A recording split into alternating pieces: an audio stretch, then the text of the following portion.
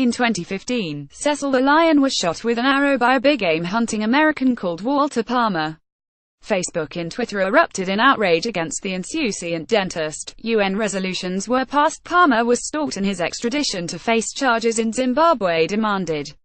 Timothy Morton takes Palmer's flash mob shaming as a hopeful sign. We may be living in dark times, the epoch he and other radical thinkers call the Anthropocene, in which our species has committed ecological devastation, presided over the sixth mass extinction event. Animal populations across the planet have decreased by as much as 80% since 1900 and got our degraded kicks by offing lovely lions.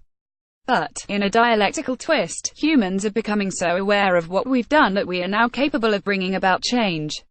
Morton sets out a political program of liberating humans from the patriarchal, hierarchical, heteronormative possibility space that has constrained our species ever since our ancestors started farming in Mesopotamia 400 generations ago.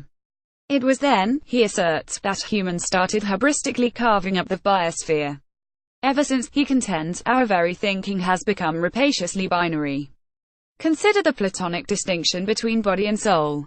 Consider Descartes' implicit suggestion that other animals are furry robots.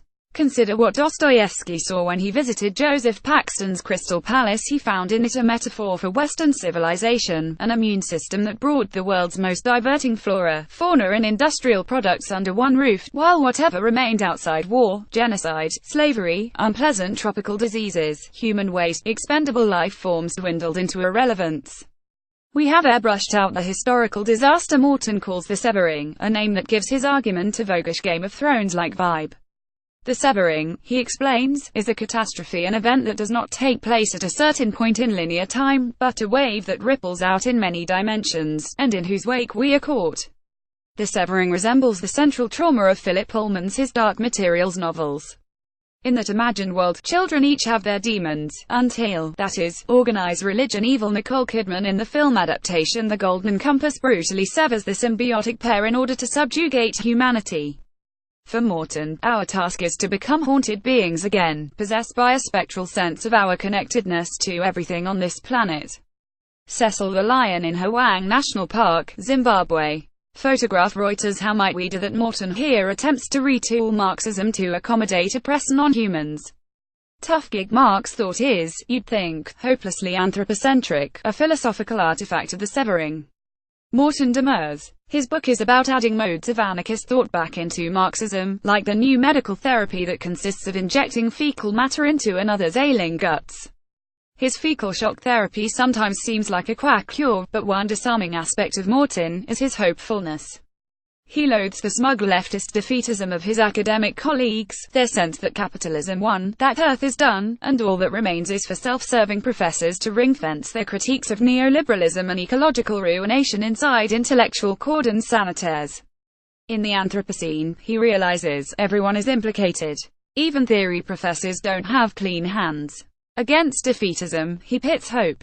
The size and scope of the outrage over Cecil's killing was, he argues, very different from, say, the Save the Whale protests of the 1970s. The year 2015 was when a very large number of humans figured out they had more in common with a lion than a dentist, he claims. Without wishing to sound prefectly defeatist, though, I'm doubtful. I don't think the reaction to Cecil's killing suggests we have anything significant in common with lions. Rather, the flash mob shaming might well be thought of as projected self-loathing premised on realizing that Palmer is the barbarous flip side to what we call human civilization. In his earlier book Dark Ecology, Morton was onto something like this. He reflected that in Ridley Scott's dystopian thriller Blade Runner, the protagonist Rick Deckard Harrison Ford comes to suspect he might be the enemy he has been ordered to hunt down.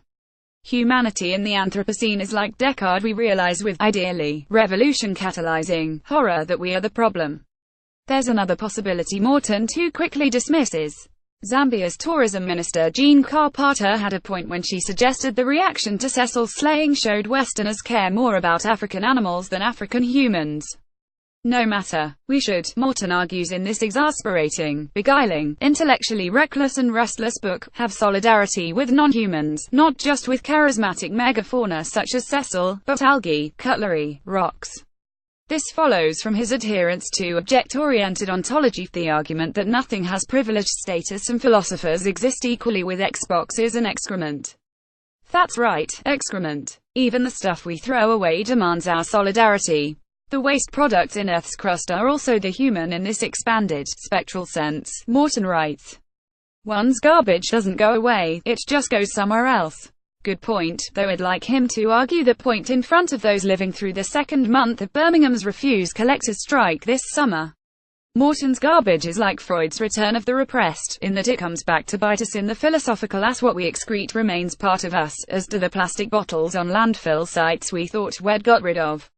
Even more chasteningly, he insists that humans are not just composed of stardust as Joni Mitchell once suggested, but of viruses, rubbish and bacteria. One beard of baby milk, for instance, is not digestible by the baby, rather it feeds the bacteria that coats the intestines with immunity-bestowing film. But how can we have solidarity with non-humans? One way, Morton suggests, is to abandon the anthropocentric idea that thinking is the leading communication mode. Brushing against, licking or irradiating our ask access modes as valid or as invalid as thinking, he writes.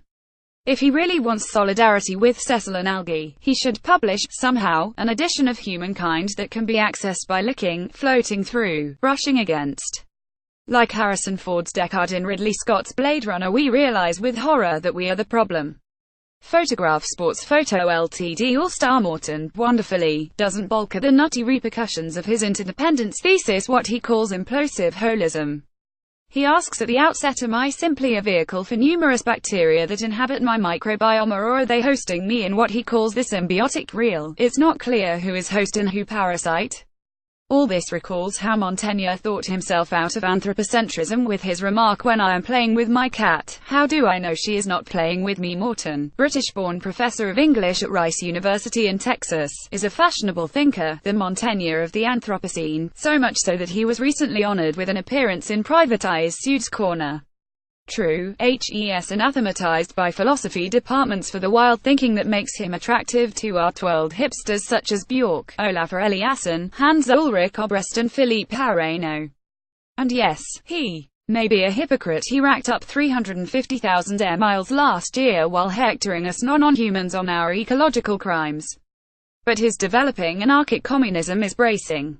Here he heretically argues that consumerism, far from marking humanity's spiritual ruination, that default critique of our fate under late capitalism beloved of Frankfurt School misery boots, might help promote ecological awareness, since it involves allowing ourselves to be haunted by things so that we can become the spectral humans he yearns us to be.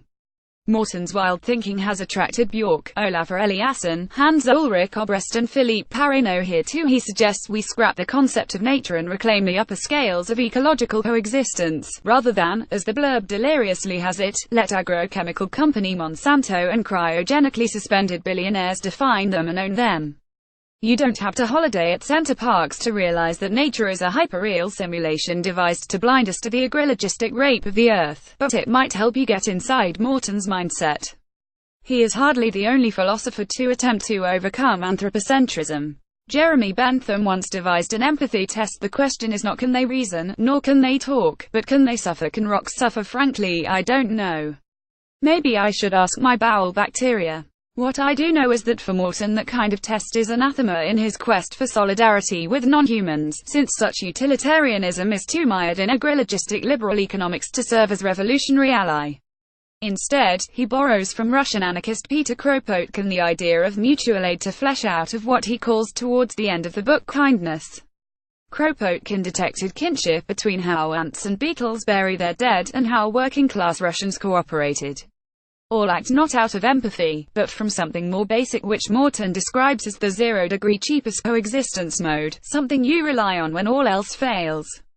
If this is kindness, Tim, it's not kindness as I've hitherto known it. Morton's kindness is to do with being permeated by other beings, in recognizing there is no inside-outside binary. The new human he yearns for passively allows him or herself to be infected by the healing solidarity of non-humans. I struggle, too, with his theory of passivity with which he ends the book. He calls it rocking, and it derives from his reflections on Buddhism. This theory of action has to do with a highly necessary queering of the theistic categories of active versus passive. Rocking involves a quivering awareness of the interconnectedness of everything. We may think, in our heteronormative, hierarchical way, that rocks are inert, but really if we allowed ourselves to, we might realize that even rocks, well, rock. Morton isn't talking about mindfulness, which he, I think rightly, takes as a lie to keep willing subjects working at being calm and thus keeping capitalism's foot on our collective throat, but about a pleasantly mystic sensual communion with all that is. How does passive rocking help bring about communism? Should we throw rocks at our oppressors or refrain from doing so because it would hurt the rock's feelings? I don't know. I'm doubtful too whether Morton's ardent book is sufficient to the moment in which any communism is outsmarted. Maybe that should be outstupided by Trump's neoliberalism. But that's probably because I'm hobbled by the very mindset Morton here excoriates, namely retweeting the agricultural age religion that is gumming up our ways of imagining a different future. Sorry for doing that, Professor. Humankind is published by Verso. To order a copy for £14.44 RRP £16.99, go to bookshop.theguardian.com or call 0330 333 6846.